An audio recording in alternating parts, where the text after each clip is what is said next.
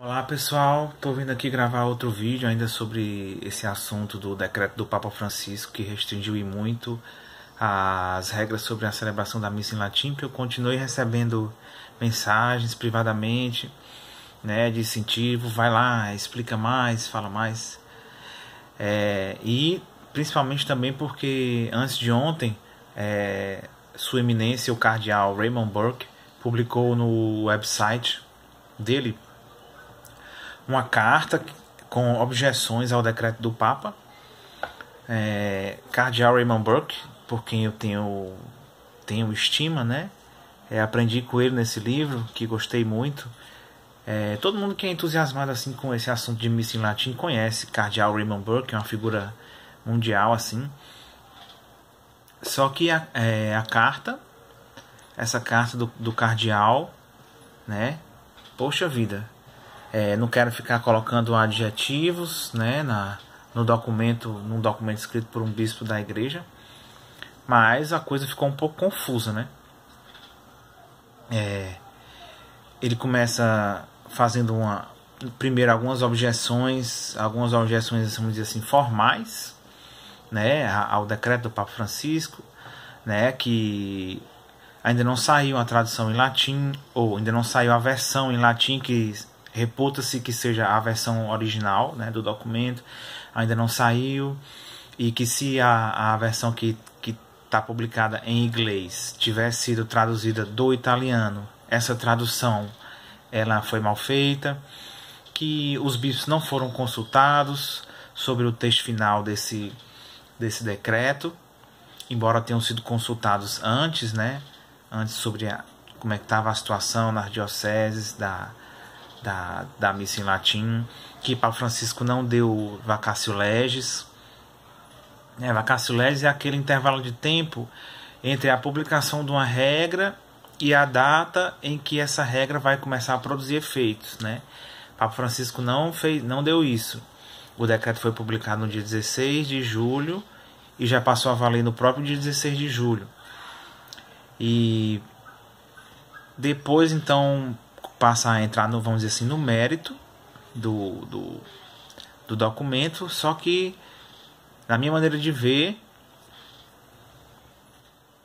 as coisas ficaram um pouco confusas, né? Vamos lá. No segundo parágrafo da carta do cardeal, ele se refere à carta que acompanhou o decreto do Papa Francisco, né? Ele se refere a essa carta dizendo assim: de acordo com o Santo Padre, aqueles que celebram de acordo com os usos antigos, o cardeal Raymond Burke chama a missa em latim, todos os ritos em latim, né? Casamento, batismo, celebrados em latim, chama tudo isso de usos antigos, né? De acordo com o Santo Padre, aqueles que celebram de acordo com os usos antigos fazem uma escolha que rejeita a Igreja e suas instituições. Uma escolha que contradiz a comunhão e nutre uma tendência que divide. Bom, cardeal, é como se eu estivesse dizendo aqui que Papa Francisco disse que todas as pessoas que celebram missa em latim em todo lugar do mundo estão participando de uma tendência divisiva. Só que não foi isso que Papa Francisco disse na carta, né? Esse parágrafo, esse trecho da carta de Papa Francisco, ao qual o cardeal se refere, é o 8º parágrafo da carta do Papa, que diz assim: um último motivo para a minha decisão é este. Está cada vez mais clara nas palavras e atitudes de muitos daqueles ligados à escolha de celebrar de acordo com os livros litúrgicos anteriores ao Concílio Vaticano II, a rejeição da Igreja e suas instituições em nome do que chamam de a verdadeira Igreja, entre aspas. Ou seja, Papa Francisco não generalizou, né? Diz que está cada vez mais claro que existe uma tendência divisiva entre muitos daqueles ligados à escolha de celebrar de acordo com os livros litúrgicos anteriores ao concílio, né? No parágrafo 15, o cardeal Raymond Burke abre o parágrafo 15 dele se perguntando assim: juridicamente, pode o romano pontífice abrogar o uso antigo?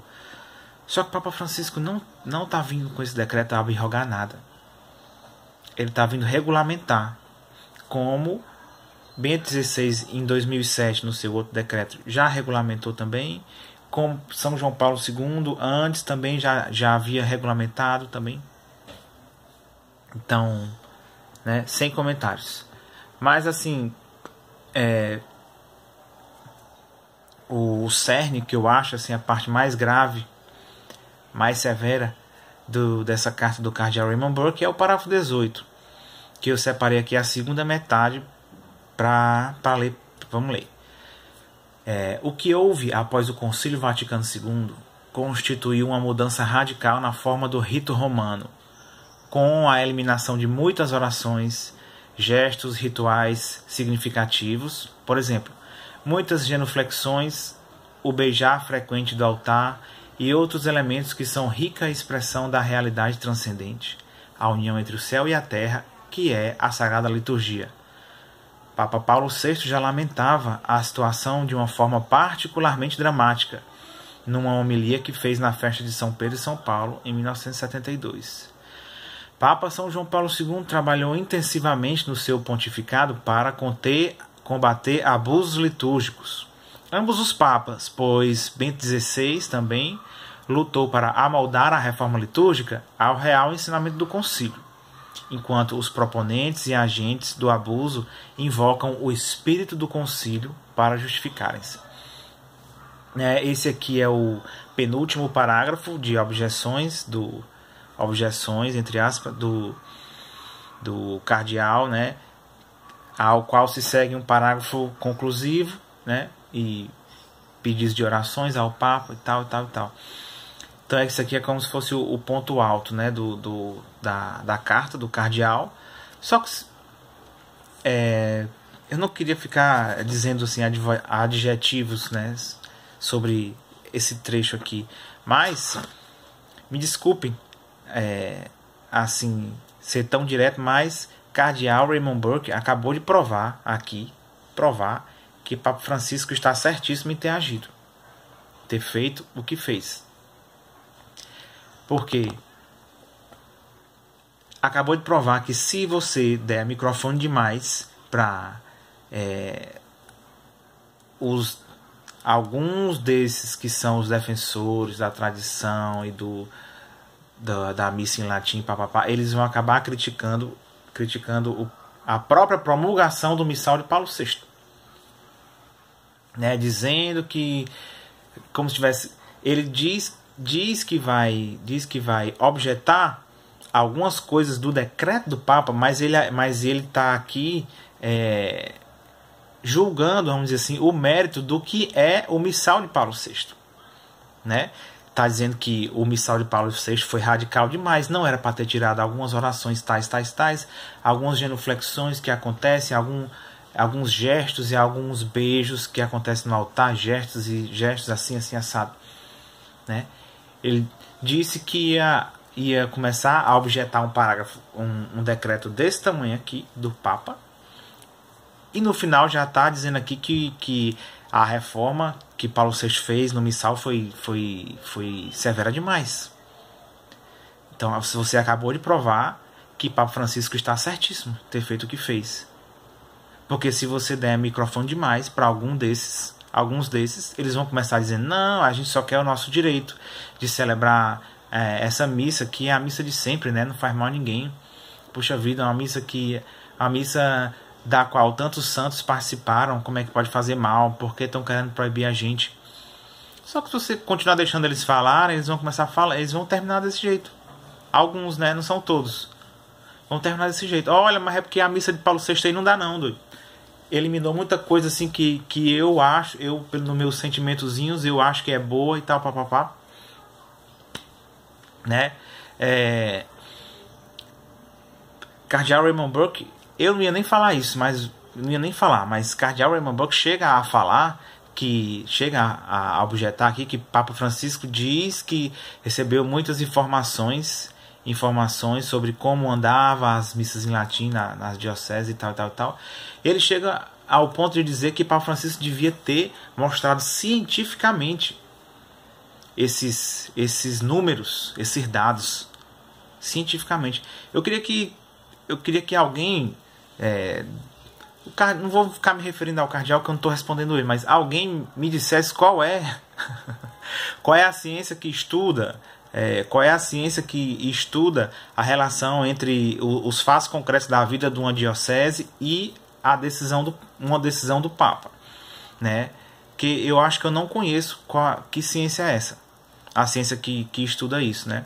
Para que Papa Francisco pudesse ter deitado alguns dados científicos feitos pelo método dessa ciência aí, né? Então eu faço esse vídeo que é um pedido de prudência ao pessoal que chegou comemorando essa carta de cardeal Raymond Burke, porque sinceramente eu não vejo o que comemorar. O que eu vejo aqui é que o cardeal prova que Papa Francisco estava certíssimo em ter agido, passou uma risca no chão, né?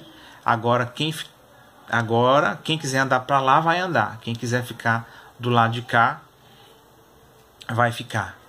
Outra coisa que eu não queria nem dizer também, porque eu não quero sentir que estou cometendo assim uma insolência com o cardeal, mas sim, poxa vida, a pessoa publicar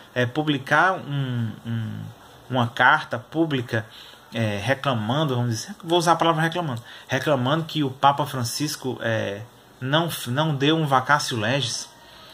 É lógico que nós não vamos procurar nos arquivos diocesanos, mas sim, porque nós vamos ficar aqui com picuinha, mas será que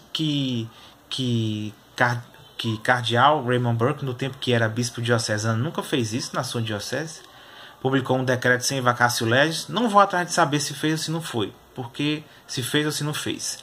Mas se tivesse feito, o que será que ele ia pensar se os padres de sua diocese saíssem publicando nos seus websites, nas suas páginas de Instagram? Olha lá vem um decreto aí do bispo e veja só, não deu nenhum vacatio legis pra gente, puxa vida, será que o que foi que ele julgou que está acontecendo de tão severo aqui, né? Puxa vida. Então, pessoal, vou ficar por aqui, que eu acho que o vídeo já está grande demais. E eu acho que eu vou acabar tendo que fazer outro vídeo ainda sobre